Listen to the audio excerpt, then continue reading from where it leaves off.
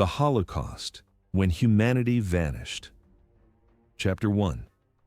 A warning ignored, the rise of persecution. It began quietly, not with the roar of engines or the crack of rifle fire, but with speeches, pamphlets, and conversations that poisoned the public mind one drop at a time. In the aftermath of the First World War, Germany was a wounded nation. Factories were still, hunger was widespread, and political tempers ran hot. Into this fractured landscape rose a movement that promised security in the guise of unity, prosperity in the guise of purity, and order in the guise of obedience. The early persecutions were incremental and deliberately disguised. They came as new laws, new classifications, new expectations. Citizenship was redefined, identity was inspected, entire communities were marked as undesirable, as burdens, as outsiders in the very places they had lived for generations. At first, many dismissed these changes as political posturing, another wave of rhetoric that would fade with time. But the shifts continued, and with each passing year, they hardened. Children were taught to divide the world into categories. Teachers were pressured to reinforce loyalty. Newspapers replaced nuance with fear, exaggerating threats that did not exist and directing blame toward those who could not defend themselves. Propaganda seeped into every medium, cultivating suspicion, normalizing hatred, and slowly twisting the moral compass of a society desperate for answers. Economic hardships amplified the effect. When jobs disappeared, people looked for someone to blame. When savings vanished due to inflation, anger demanded a target. The narrative engineered by the state provided one. Suddenly, neighbors were no longer neighbors. They were portrayed as parasites, traitors, or shadows. The seeds of violence had been planted long before anyone noticed them growing. By the late 1930s, violence could no longer be denied. Homes were raided, shops destroyed, synagogues burned.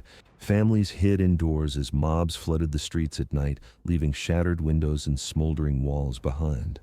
The world reacted with shock, but the response was largely symbolic. Borders remained closed, escape routes narrowed. The persecuted were trapped between fear of the present and the unknown dangers of the future. When war erupted, persecution transformed into a continent-wide system. Occupied countries watched their freedoms evaporate. Registries appeared overnight. Radios carried announcements that stripped communities of rights. People were forced to wear visible markers to identify themselves not by personal history or contribution to society, but by a label imposed upon them. Ghettos formed across Eastern Europe. Cities like Warsaw, Lodz, Krakow, Vilnius, and hundreds more saw entire populations uprooted and squeezed into cramped districts. Walls or barbed wire enclosed them. Armed guards patrolled the perimeters. Life inside became a suspended world where daily existence revolved around scarcity. Scarcity of food, medicine, work, space, and hope. Families who once lived in apartments found themselves sharing tiny rooms with strangers. Disease spread through streets overflowing with people. Hunger hollowed faces and weakened bodies long before winter arrived. Yet even within these confined spaces, fragments of life persisted. Underground schools operated in secret. Doctors treated patients with almost no supplies. Writers and artists chronicled the world around them despite the danger. Resistance formed in whispered meetings and hidden attics. But the walls around the ghettos were tightening, and the infrastructure behind them was expanding into something more terrible than anyone inside could fully comprehend. Deportations began. Trains arrived at stations under heavy guard, and thousands were herded aboard. Entire blocks emptied in hours. Suitcases were packed with necessities, but often left behind on the platforms. Rumors spread about the destinations, each more unsettling than the last, but most believed the relocations were temporary, forced labor perhaps, or resettlement. The truth was far darker. The rise of persecution had begun with words. It had grown with laws. It now advanced on steel rails, leading deep into the unknown. And the rest of the world, despite witnessing the warning signs for years, failed to grasp the magnitude of what was unfolding, or chose not to believe it could lead where it was heading. Humanity was beginning to vanish, not all at once, but through a sequence of steps so systematic that Each stage seemed to justify the next. The world was drifting into its darkest chapter. Chapter 2. The Machinery of Death, Ghettos, Camps, and Systematic Murder. As war raged across Europe, a separate war unfolded in the shadows, silent, organized, and meticulously engineered. The deportations were part of a larger structure that stretched across thousands of miles. Camps appeared in remote forests, open fields, and near railway junctions. Some were built for forced labor, where prisoners toiled in quarries, factories, and construction sites under brutal conditions. Others served a more horrifying purpose from the moment they opened. The camp system expanded rapidly, barracks multiplied, fences rose, and watchtowers cast long shadows over the grounds. The machinery behind this system grew sophisticated, blending bureaucracy with brutality. Trains ran on precise schedules. Sections of camps were assigned specific functions. Every detail was accounted for: registration, confiscation, separation, and disposal. People arriving at these facilities were overwhelmed by the suddenness of the transition. One moment they were crowded into train cars. The next, they were thrust into blinding light, barking orders, dogs, and a whirlwind of confusion. Families were separated instantly. Belongings were confiscated, identities erased. The process was deliberately disorienting, designed to break the human spirit at the threshold. For many, the camps were not a place of survival, but a final destination. Entire transports were directed immediately to sites where death awaited with industrial efficiency. The scale of the killing defied comprehension. Entire villages, communities, and generations disappeared within minutes of arrival. The machinery of death worked relentlessly, day and night, fueled by ideology and enforced by a system that had been constructed specifically to ensure there were no witnesses, no traces, no stories left to tell. In labor camps, survival depended on endurance and chance. Prisoners labored for hours on end with inadequate clothing, insufficient food, and constant exposure to cold, heat, and disease. The work was dangerous, the environment unforgiving. Collapse meant punishment, illness meant removal. Every day was a test, and the rules changed without warning. Guard brutality was not random. It was systemic, woven into the camp's structure. Beatings, humiliation, and executions occurred daily. The purpose was not merely to inflict pain, but to reinforce the idea that the prisoners were no longer considered human. Dehumanization was the foundation upon which the entire system rested. Some camps were solely centers of extermination. They operated with chilling speed: unloading, selection, undressing, and the final step. The killing sites were isolated, heavily guarded, and concealed from the outside world by forests, fences, and deception. Even within the camps themselves, knowledge was restricted. Prisoners assigned to certain tasks understood the truth, but they too were trapped in a cycle designed to eliminate all who knew its secrets. The disposal of bodies became its own brutal process. Crematoria burned day and night. When they could not keep up, mass graves filled the earth. Ash drifted over the surrounding areas, settling on rooftops, fields, and rivers. The landscape itself became part of the machinery. Beyond the camps, mobile killing units traveled across the eastern territories, targeting towns and villages. Entire communities were forced to dig their own mass graves before being shot. Fields, pits, and ravines became unmarked cemeteries holding tens of thousands of bodies. The earth in these places still shifts decades later. The machinery of death was not the work of a single individual or a handful of extremists. It was a coordinated effort involving governments, industries, rail companies, bureaucrats, soldiers, and civilians. Documents were stamped, forms filed, supplies ordered, records kept. Each action, however small, contributed to the functioning of the system. Across Europe, rumors began to circulate. Some resisted, hiding families in basements, attics, barns, and underground tunnels. Others smuggled children out under false identities. Strongholds of resistance formed in forests and ghettos, launching uprisings that, though often crushed, demonstrated immense courage in the face of impossible odds. Yet the machinery of death continued its relentless operation, consuming millions. It ran on ideology, obedience, apathy, and fear. It persisted because too many allowed it to persist. Chapter 3. Inside the darkness, daily life in the camps. Life inside the camps existed in a world beyond deprivation, a place where survival was measured not in days, but in moments. The human body was pushed to limits that should have been impossible. The human mind was confronted with sights and experiences that defied understanding. Prisoners woke before dawn, summoned by whistles, shouts, or the clang of metal against metal. Roll call could last for hours, even in blizzards or relentless rain. Weak bodies swayed, some collapsed, others froze where they stood.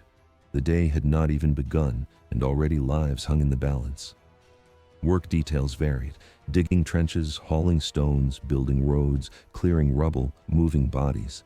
Industrial labor camps demanded more specialized tasks, assembling weapons, manufacturing parts, producing supplies for the war. The pace was brutal. Rest was minimal. Accidents were constant. Injuries meant dismissal from work details and transfer to sections where survival was even less likely. Food was scarce and often barely edible. A cup of watery soup, a scrap of bread, a few shreds of vegetable. Hunger was constant. It gnawed at every thought, shaped every decision, dominated every conversation. Many prisoners survived only because others shared what little they had, sacrificing pieces of their own meals in an act of quiet resistance. Disease was everywhere: typhus, dysentery, tuberculosis, pneumonia. With overcrowded barracks and no medical supplies, illness spread rapidly. The infirmaries, if they existed, were places of despair. Those who entered often did not return. Despite the darkness, acts of humanity persisted. Small gestures that kept hope alive. Someone pushing a weak prisoner to their feet during roll call. Someone repairing a torn shoe with scraps of wire. Someone whispering a memory from home. Someone helping hide a child during a selection. These moments were fragile, easily extinguished, but they carried immense weight. Winters were especially brutal. Temperatures dropped far below freezing. Clothing was threadbare. Blankets were rationed. Barracks were unheated. Frostbite claimed limbs. The cold reshaped the landscape into a white wasteland where even the wind seemed hostile. Psychological torment was constant. The unpredictability wore people down. The sudden punishments, the arbitrary rules, the random cruelty. Many lost their sense of time. Days blurred into one another. Some forgot the sound of their own language. Others forgot the faces of their loved ones. Yet, there were also moments when resilience sparked in unexpected ways. Prisoners created secret networks, sharing information and supplies. Religious observances were held in whispers, behind barrack walls or beneath bunks. Artists drew on scraps of paper. Musicians played hidden instruments. Teachers formed clandestine lessons for children. These acts were dangerous, but they defied the camp system's ultimate goal: to extinguish not just life, but identity, culture, and spirit. Escape attempts were rare and perilous. Guards watched the perimeter closely. Fences were electrified. Dogs patrolled the grounds. But still, some tried, slipping out under cover of snowstorms, tunneling beneath barracks, disguising themselves as workers. A few succeeded. Many were caught and executed publicly as warnings. The scale of suffering inside the camps cannot be encapsulated in statistics or described through single stories. It was a world constructed to break the human spirit, to drain the will to live, to erase entire cultures. And yet, even in this engineered darkness, light flickered in forms the system could never fully extinguish. Daily life in the camps revealed both the depths of human cruelty and the endurance of human dignity.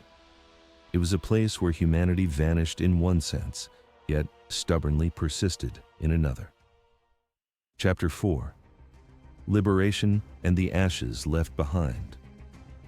By 1944, the machinery of death began to fracture.